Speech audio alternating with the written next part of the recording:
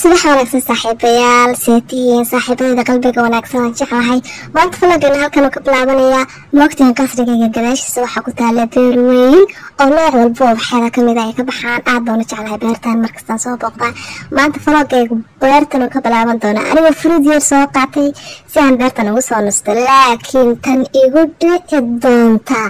weligay xataa ma rajeynin waxaasoo kale inay igu dhici doonaan qalbi xanuun markaan soo xasuusta anigu hadda falaga codka saaraya ayaa dee waxaan ku uri waan jiraracoonayaa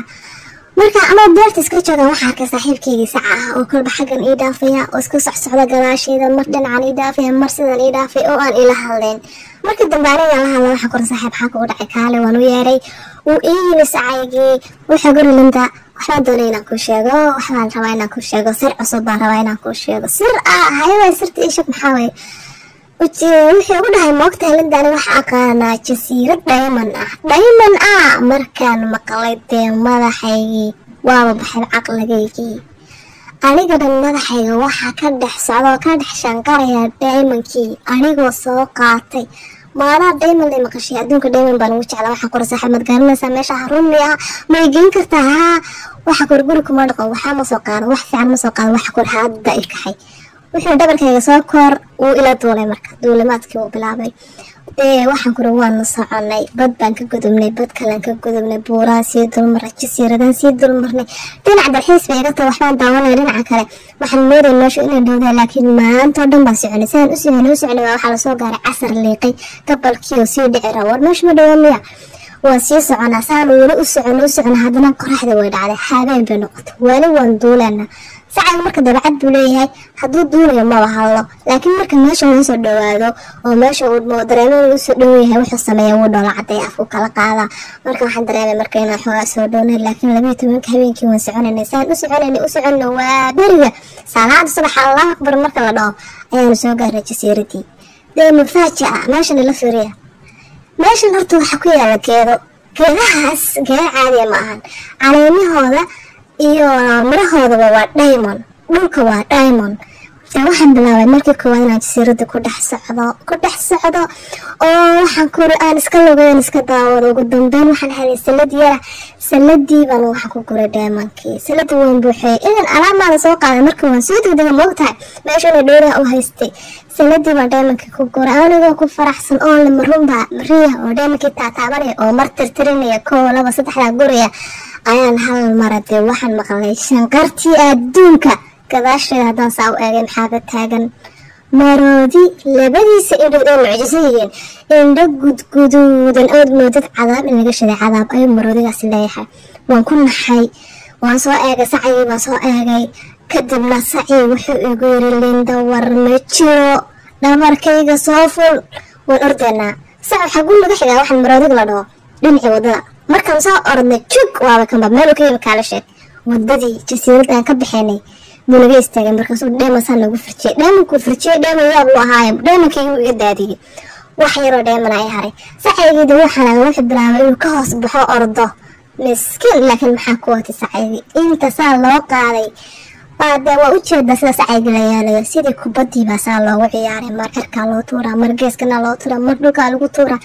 laakiin aniga imuusan taaban balse sacaygii baa lafaha laga jajabiyey lafaha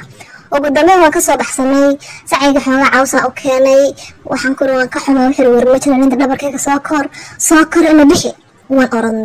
orodnay waan soconay marka sacii ma duuli karo wuu dhaawacan yahay wula orodnay marka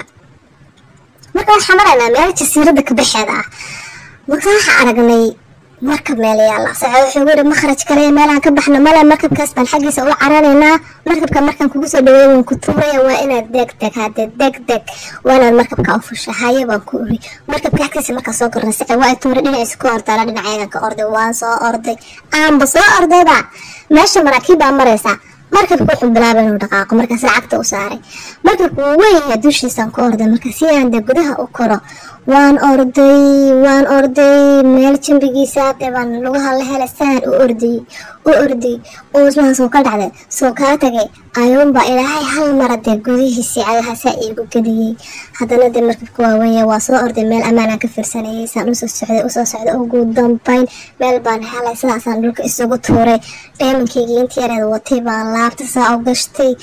waxaan ku ri markabka dad baa gudihiisa ku jira laakiin kabtankii dad badan ma saarna waxaan ku ri meel gooni gudaha bay ku jiraan anigii hurdaan bal la kala dhacay waan istuuray baan dheemakayga laabta saarsaday mardama waxaan ku warhelay moojadihii adduunka sacayga oo qaaninaya markabkii badii intii kacday hirarka iyo moojadaha iyo qacada iyo qamta iyo jigagacda yeersa aad yaabaysid sacaygina oo qaylo waa afka furtay anigii naxdin sacay intuu indhaha dalka ka soo saaray oo labada indhood sacka uga soo saaray dee musiibo inuu arko waa iska dareemaysa musiibo inay soo socdo waxna ii sheegi mayo anagii naxdin saa u soconayday oo aan u yaabanayn ayuun baa hal mar waxaan ku warhelay buur ti adduunka inuu ku dhacay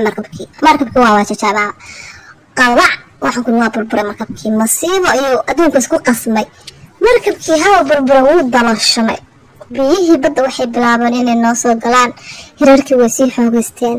roobkii waxaan ku yiri dabaylo way sii xoogaysteen ugu dambeyn markabkii wuxuu isku bedelay bad caadi ah intuu kala jabay oo dalooshoyada biyihii adduunka soo galeen markaasaa kaaga daranta cirka inta daruuri soo bixisa roob dee meelaala ah baa waxaan ku raaxada naga qaaday oo roobkii adduunka